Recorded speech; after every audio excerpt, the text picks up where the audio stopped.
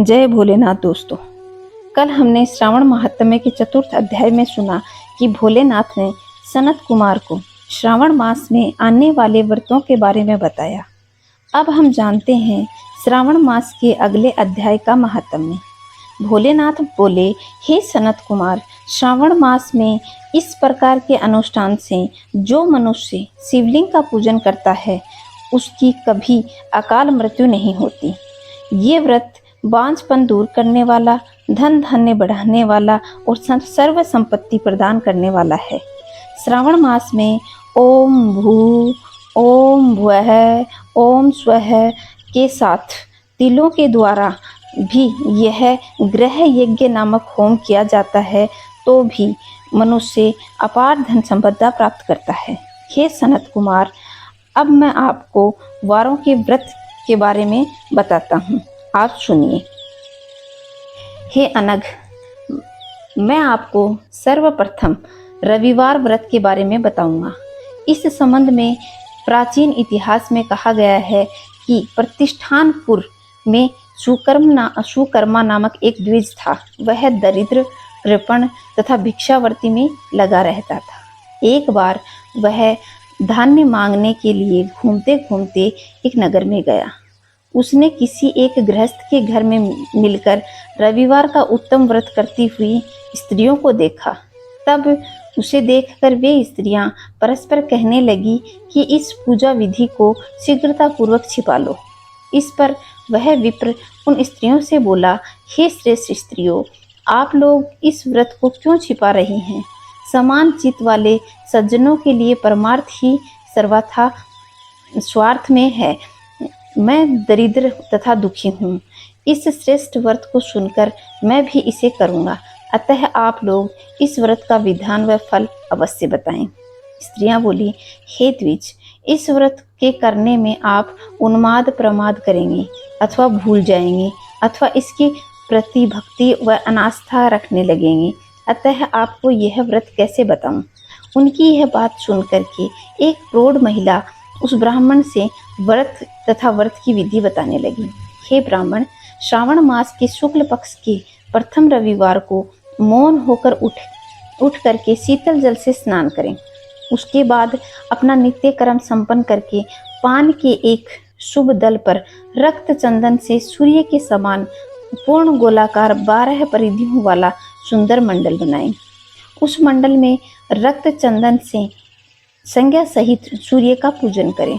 इसके बाद घुटनों के बल भूमि पर झुककर 12 मंडलों पर अलग अलग रक्त चंदन तथा जपा कुसुम के से मिश्रित अर्घ्य श्रद्धा पूर्वक सूर्य की विधिवत प्रदान करें और लाल अक्षत, जपा कुसुम व अन्य उपचारों से पूजन करना चाहिए। उसके बाद मिश्री से युक्त नारिकेली के बीज का नैवेद्य अर्पित करके आदित्य मंत्रों से सूर्य की स्तुति करें और श्रेष्ठ 12 मंत्रों के बारे में को 12 बार नमस्कार और प्रदक्षिणा करें।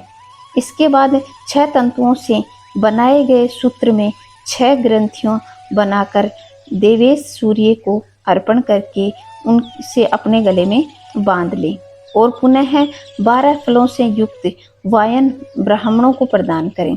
इस व्रत की विधि को किसी के सामने नहीं सुनना चाहिए। हे विप्र, इस विधि से व्रत के किए जाने पर धनहीन व्यक्ति को धन प्राप्त होता है, पुत्रहीन व्यक्ति को पुत्र प्राप्त होता है, कोढ़ी कोढ़ से मुक्त हो जाता है, बंधन में पड़ा व्यक्ति बंधन से छूट जाता है, रोगी व्यक्ति रोग से मुक्त हो जाता है। हे विपेंद्र, अधिक कहने से क्या प्रयोजन? साधक जिस जिस अभीष्ट की कामना करता है वह इस व्रत के प्रभाव से उसे मिल जाता है। इस प्रकार श्रावण मास में 4 रविवारों और कभी कभी 5 रविवारों को इस व्रत को करना चाहिए। इसके बाद व्रत की संपूर्णता के लिए उद्यापन करना चाहिए। हे विपेंद्र, आप भी इसी प्रकार करें, इससे आपकी सभी मनोकामनाएं सिद्ध हो जाएंगी। इसके बाद उन पतिव्रताओं को नमस्कार करके वह ब्राह्मण अपने घर आ गया। उसने जैसा सुना था उसी विधि से उस संपूर्ण व्रत को किया और अपनी दोनों पुत्रियों को भी यह विधि सुनाई। उस व्रत को सुनने मात्र से शिव जी के दर्शन से तथा उनके पूजन के प्रभाव से वे कन्याएं देवांगनाओं के सदृश हो गई। उसी समय से उस ब्राह्मण के घर में लक्ष्मी प्रवेश किया और वह अनेक उपायों तथा निमित्त से धनवान हो गया। किसी दिन उस नगर के राजा ने ब्राह्मण के घर से होकर राजमार्ग से जाते समय खिड़की में खड़ी उन दोनों सुंदर और अनुपमेय कन्याओं को देख लिया। तीनों मंडलों के कमल, चंद्रमा आदि जो भी सुंदर वस्तुएं हैं, उन्हें वे दोनों कन्याएं अपने शरीर के अवयवों से तिरस्कृत कर रही थी। उन्हें देखकर राजा मोहित हो गए और क्षण भर के लिए वहीं खड़े हो गए। ब्राह्मण को शीघ्र बुलाकर दोनों कन्याओं को मांग लिया। तब उस ब्राह्मण ने भी हर्षित होकर दोनों कन्याएं राजा को प्रदान कर दी। उस राजा को पति रूप में पाकर के वे कन्याएं भी प्रसन्न हुई। वे स्वयं इस व्रत को करने लगी और पुत्र पौत्र से संपन्न हो गई। हे मुनि, महान ऐश्वर्य देने वाले इस व्रत को मैंने आपसे कहा है। हे विधि नंदन, जिस व्रत के श्रवण मात्र से सभी मनुष्य के मनोरथ पूर्ण हो जाते हैं, वह अनुष्ठान करने से कैसा फल दे सकता है, वह मैंने आपको बताया। इस प्रकार भगवान भोलेनाथ ने इस 5वें अध्याय में सनत कुमार को श्रावण महात्म्य में रविवार को किया जाने वाला व्रत बताया। दोस्तों, अगर आपको यह वीडियो पसंद आया हो तो लाइक, शेयर, सब्सक्राइब जरूर करें और पीछे के जो अध्याय हैं उनका लिंक भी मैं डिस्क्रिप्शन में दे दूंगी। अगर आपको देखना हो तो आप वहां से देख सकते हैं। Thank you.